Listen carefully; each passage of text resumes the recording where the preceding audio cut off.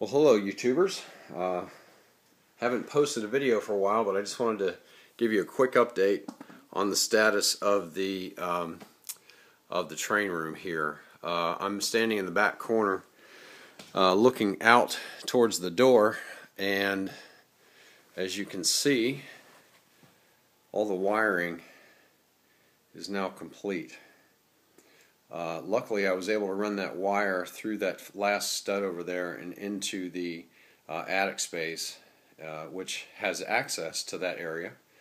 And so I got the wiring run behind the wall over here back into the attic. The second thing I've done is, I don't know if you can see this, I'll hold it up there. There's one of the tracks for the track light on that side of the room is in.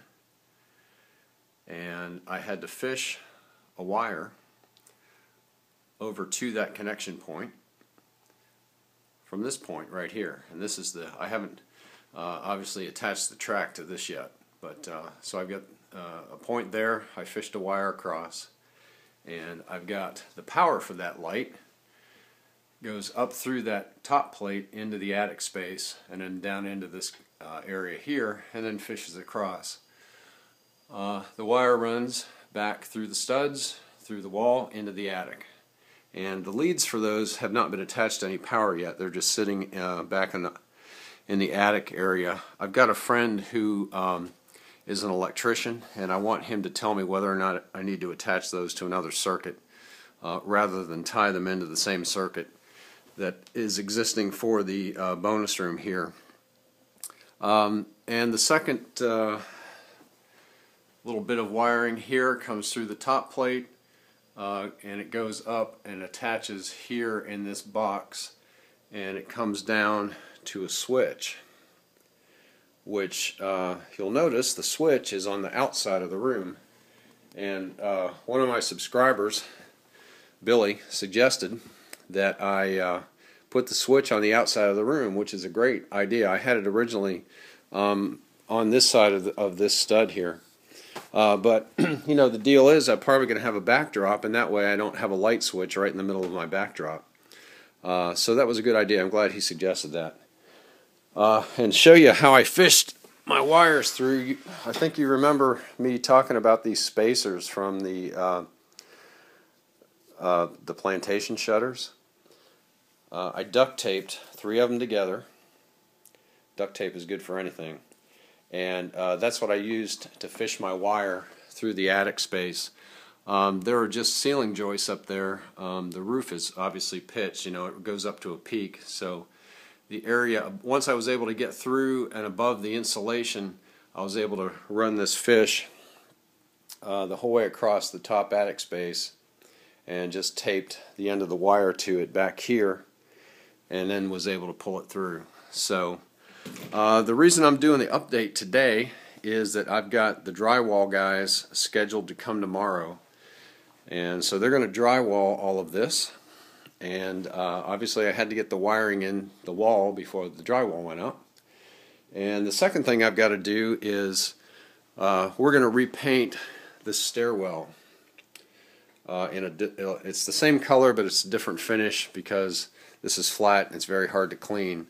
So I wanted to be able to reach the top of this wall over here from this area here behind this wall.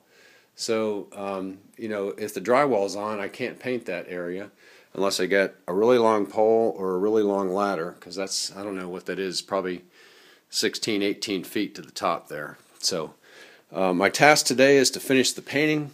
The drywall guys will be here tomorrow, and they'll hopefully have this drywalled and taped, and probably the first coat of mud on here tomorrow. And then they'll be, you know, it'll take them a day or two to finish that afterwards. But just wanted to give you an update on where things stood. And I think I talked about the door. I don't know if I had it finished, but I've got my door stops in now the whole way around, so the door works well. I've got to take it off for them, so I don't have to fool with it with the drywall. And I've also got to paint it because it's not white, it's a cream color. It doesn't really match the rest of the trim. And I've got this trim piece here in my opening. So that's done as well. I'm going to have to spackle the screw holes before I finish paint this. It's just got primer on it right now. But back from the other side, this is the media room side, so you can see all the studs. I think I've shown this before, but anyway, over here in this area, I've added another project to my list where that cabinet is. Right now that houses a computer that I have with a printer attached to it. We're going to move that cabinet inside this room over here to the left of the sofa, up against that wall. And what that makes a great space for over there is a kitchenette. And by that, you know, a kitchenette is a sink and a faucet and some cabinets and just stuff to make snacks, you know, to have for the media room here and the train room for the grandsons. I've got that little fridge and microwave over there. I'm going to enclose them in a cabinet and put a little kitchenette in there. Luckily, I can run through this little wall here, this wall right here. I can go through that wall straight out into the attic space or the drain, and my water heater is directly below this area. So I can also run plumbing up inside that wall there, which is insulated, and run it up and into my area here for my sink. So my wife thought that was a good idea when she noticed what a nice little alcove my framing had created there. So I think that's about it for today. I haven't done anything on the layout, obviously. You know, I'm going to cannibalize that to get material to start on the new layout here. I also want to save some of the scenes that I've worked on there.